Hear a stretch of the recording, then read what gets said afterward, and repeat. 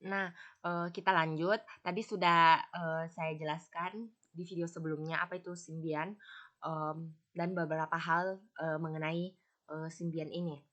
Kemudian kita lanjut ke BlackBerry OS, yaitu salah satu pencetus smartphone ini ternyata juga memiliki sistem operasi sendiri, yaitu BlackBerry OS.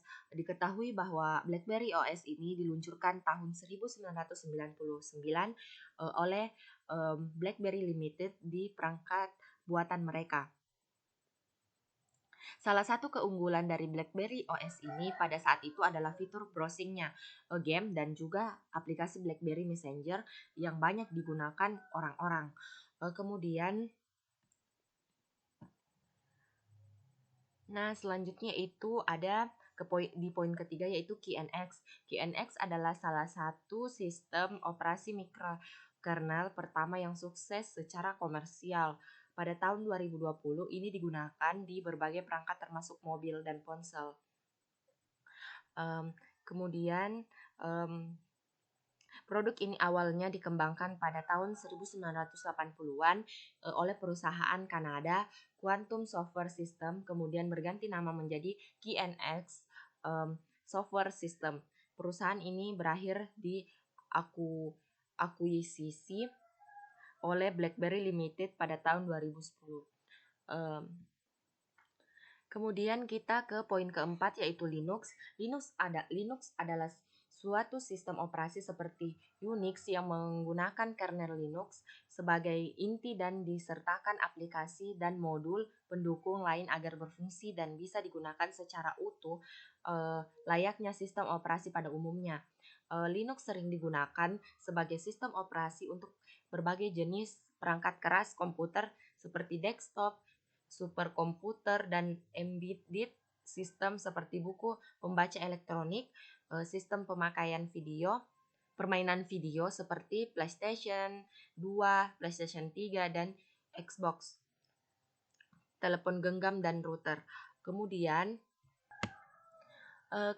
kita ke poin ke-5, yaitu iOS.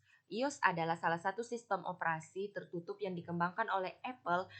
Sistem operasi ini dihadirkan secara eksklusif untuk perangkat buatan Apple saja, seperti iPhone, iPad, dan iPod Touch. iOS sendiri dikenal sebagai salah satu sistem operasi yang sangat hemat dalam menggunakan memori serta prosesor.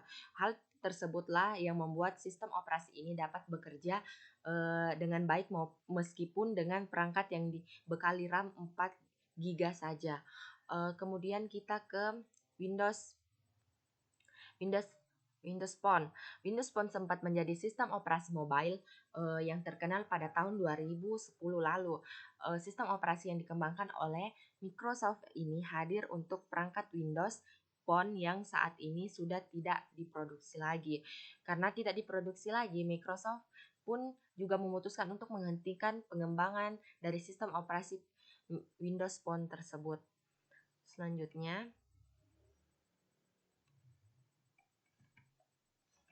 kita ke Symbian OS. Ini yang seperti tadi saya jelaskan, ini informasi tambahannya. Dirancang sejak awal untuk menyasar smartphone. Kedua, object oriented. 3, multitasking dan multi-reading. Banyak proses dapat berjalan, saling berkomunikasi, dan memanfaatkan banyak thread. Kemudian sistem file yang kompatibel dengan Microsoft Windows. Sistem file lain didukung melalui plugin. Mendukung TCP/IP, serial, infrared, dan Bluetooth. Kemudian poin selanjutnya, tidak ada virtual memory, pluggable messaging arsitektur, kemudian sistem CAL, exclusive CAL, executive CAL, kernel server request, kemudian struktur berdesain mikrokernel, struktur komunikasi dapat diperluas, dan mendukung virtual machine. Poin kedua yang tadi yaitu QNX. Sistem operasi yang akan digunakan pada BB10 telah digunakan di BlackBerry Playbook, mirip dengan UX, berbasis mikrokernel, sangat kecil, mudah dimuat dengan dalam floppy disk, dapat dijalankan pada platform PowerPC, x86, ARM, MIPS, dan SH4. Kemudian masih dengan QNX, kernel hanya mengandung CPU scheduling, IPC atau Inter Process Communication, dan interrupt prediction dan timer. Proses lain dijalankan sebagai user process multitasking bersifat hard real time.